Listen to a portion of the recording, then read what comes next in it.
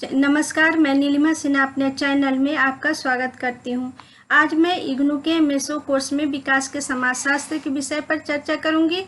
आज का विषय है विकास आधारित उदारवादी परिप्रेक्ष्य की मुख्य विशेषता। आज का एक बार फिर बोलती हूँ, आज का विषय है विकास आधारित उदारवादी परिप्रेक्ष्य की मुख्य विशेषता पर प्रकाश डालिए। ठीक है, मैं शुरू करती हूँ। पर इसका आंसर, वर्तमान समय में उदारवाद को आधुनिक राजनीति की सर्वाधिक प्रभावशाली विचारधाराओं में गिना जाता है। यूरोपीय ज्ञान से उत्पन्न उदारवाद का विकास 19वीं शताब्दी में हुआ। इस शब्द का प्रयोग स्पेन, फ्रांस और अंग्रेजी लेखकों ने नकारात्मक अर्थ में लिया था। बाद में सुधारवादियों द्वारा शीघ्र ही इसे नकारात्मक अर्थ से मुक्ति मिल गई। उदारवाद और अधिकतर लोग स्वयं को उदार कहना पसंद कहलाने लगे।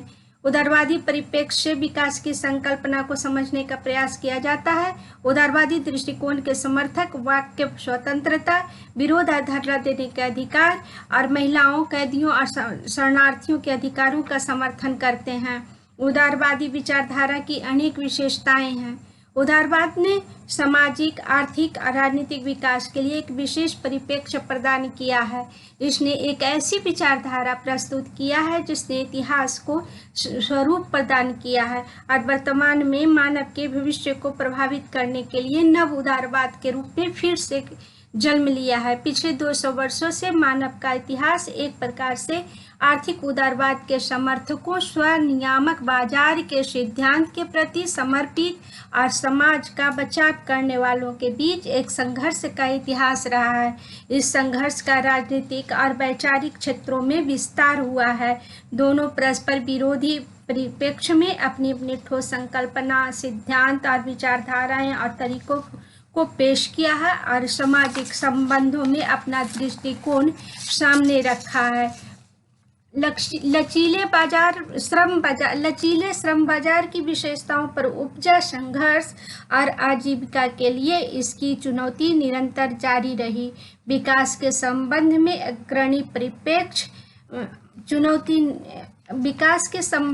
अग्रणी परिप्रेक्ष्य असमानता के व्याख्या और आर्थिक, सामाजिक और राजनीतिक असमानता से पीड़ित लोगों को न्याय दिलाने के विधि के बारे में उसमें मतभेद रहा है।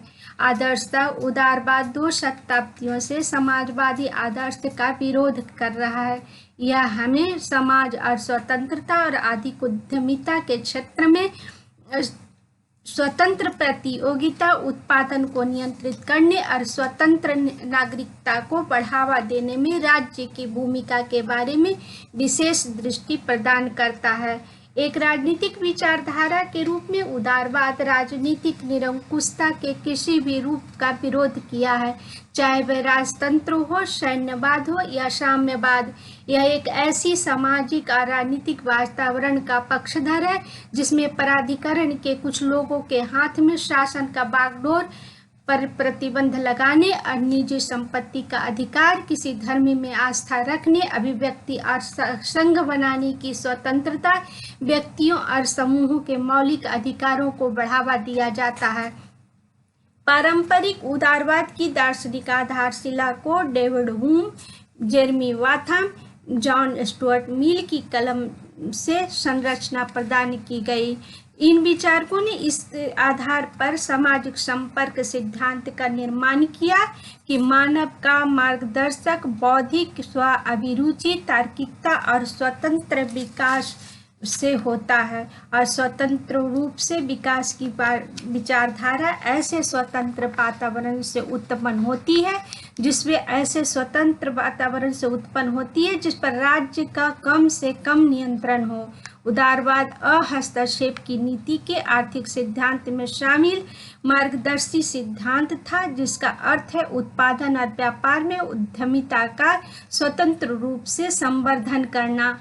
यह स्वतंत्रता और लोकतंत्र के सामाजिक और राजनीतिक सिद्धांत का पथ प्रदर्शक भी है।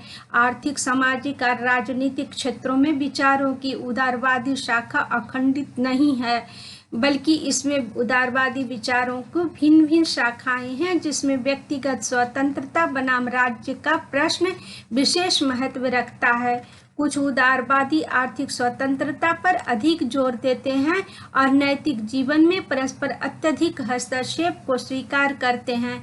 थेचरवाद और रीगनवाद में सन्निहित राजनीतिक दार्शनिकता को उदाहरण के रूप में लिया जा सकता है, जबकि कुछ विद्यमान जीवन के विभिन्न कार्यों के राज्य के न्यूनतम हस्तक्षेप की विचारधारा में विश्वास रखते हैं। इस बाद वाली सैद्धांतिक विचारधारा को प्रायः उदारवाद कहा जाता है। उदारवाद कभी भी एकीकृत और संगत सिद्धांत नहीं रहा है, बल्कि यह विभिन्न सिद्धांतों का संगम है, जिसमें व्यक्तिगत स्वतंत्रता, बुनियादी अधिकारों की रक्षा, प्रतिनिधि सरकार, शक्ति पृथक्करण, राज्य की सीमित भूमिका, तार्किक व्यक्तिवाद, पूंजीवाद, बाजार अर्थव्यवस्था पर आधारित है। उदारवाद का मूल 17वीं शताब्दी के अंग्रेजी राजनीतिक जॉन लॉक की रचनाओं में है, जिन्होंने व्यक्ति जीवन स्वतंत्रता और संपत्ति के अधिकार और राज्य के उस कठोर हस्तक्षेप को समाप्त करने पर जोर दिया जिसके बावजूद व्यक्तिगत स्वतंत्रता संरक्षणवादी विचारों का सुगम चिन्हक है। इसके बावजूद अमेरिका के रॉबर्ट नॉजिक और अर्थशास्त्री फ्रेडरिक हेग अपने अपने क्षेत्र के उदारवाद के आधुनिक समर्थकों में से थे। नॉजिक राज्य की भूमिका को केवल नागरिकों के संरक्षण एजेंसी तक सीमित रखने के पक्ष में थे। हेग का मानना था कि आदर्श आर्थिक और राजनीतिक व्यवस्था और परस्पर व्यक्तिक संबंध बाजार नियमन के मॉडल हैं। सरकार की भूमिका व्यवस्था बनाए रखने और ऐसी जन सुविधाएं और सेवाएं उपलब्ध कराना है जिसमें शुरू में अधिक पूंजी निवेश की जरूरत हो। उदारवादी आदर्श को संयुक्त राज्य अमेरिका में व्यापक सहयोग मिला। उसमें संरक्षणवाद और नव उदारवाद को आसानी से समाहित किया जा सकता है। इस प्रकार उदारवाद मनुष्य से ऐसी कार्रवाई की अपेक्षा रखता है जिसका मार्गदर्शन किसी भी प्रकार नियतिवाद से न किया गया हो। साधारणतः उदारवादी मान्यताएं समाजवाद और संरक्षणवाद की मान्यताओं को से मेल नहीं खाती है। टॉम पेनी का चरम उदारवाद अर्थव्यवस्था में सरकार के न्यूनतम हस्तक्षेप की विचारधारा पर आधारित था, जो समाजवाद के निकट था, जबकि उदारवादियों के निजी संपत्ति के अधिकार की दृढ़ संकल्पना उन्हें संरक्षणवाद के निकट ले जाती है। पेनी और अन्य प्रारंभिक उदारवाद प्रगतिवाद था, क्योंकि इसका उद्देश्य व्यक्ति को परंपरागत राजनीतिक बाधाओं से मुक्त कराना था। वे चाहते थे कि सरकार की भूमिका सीमित हो। इस प्रकार विश्वास किया जाता है कि नागरिकों को अपने भविष्य को संभालने के लिए अधिक से अधिक अवसर प्रदान किए जाएंगे। अभिजात तंत्र की शक्ति समाप्त होने के बावजूद भी उदारवाद सामाजिक प्रवृत्तियों से जुड़ा रहा, लेकिन 19वीं शताब्दी के बाद उदारवादियों ने सरकारी पहल की वृद्धि को प्रोत्साहित करना शुरू कर दिया। अब उदारवादियों का तर्क था कि गरीबी और बेरोजगारी से व्यक्तिगत स्वतंत्रता में कमी आई है और अनियंत्रित हस्तक्षेप के कारण उत्पन्न पूंजीवाद इसका मूल कारण है। इसलिए सरकार को बड़े पैमाने पर सामाजिक हस्तक्षेप और व्यक्तिगत स्वतंत्रता पर आर्थिक प्रतिबंधों का उन्मूलन करने के लिए व्यापक भूमिका निभानी होगी। उदारवादियों का हमेशा से यह विश्वास रहा है कि व्यक्तिगत व्यवहार पर राजनीतिक और आर्थिक बाधाओं को हटाने से समाज के आचरण में सुधार आएगा। इस दृष्टिकोण के अनुसार व्यक्तिगत स्वतंत्रता सामाजिक प्रगति की कुंजी है। स्वतंत्रता और स्वच्छंदता से रहने वाला व्यक्ति आत्मनिर्भरता, मितव्ययिता, सहिष्णुता, दूसरों के अधिकारों के प्रति सम्मान जैसे गुणों को अर्जित करता है। इन गुणों को आमतौर पर बजुर्गा या मध्य वर्ग कहा जाता है, क्योंकि पूंजीवाद समाज में इन गुणों का प्रदर्शन और व्यवहार आर्थिक रूप से सफल समूहों द्वारा किया जाता है। उदारवाद पूंजीवादी विश्व की प्रगति से संबद्ध रहा है। इसके समर्थक आर्थिक प्रतियोगिता में भाग लेने के लिए व्यक्ति की क्षमता को प्रतिबंधों से मुक्त रखने के लिए रखने का पक्षधर है। उनका मानना है कि पूंजीवादी व्यवस्था से जुड़ी आर्थिक स्वतंत्रता भी एक प्रकार से नैतिक स्वतंत्रता को जन्म देती है। इस प्रकार उदारवादियों ने मध्यम वर्ग की प्रक्रिया का पक्ष लिया है, जिसमें अंततोगत्वा प्रत्येक व्यक्ति सहयोगी अर्थव्यवस्था के अनुकूल मनोवृत्ति स्वीकार करेगा।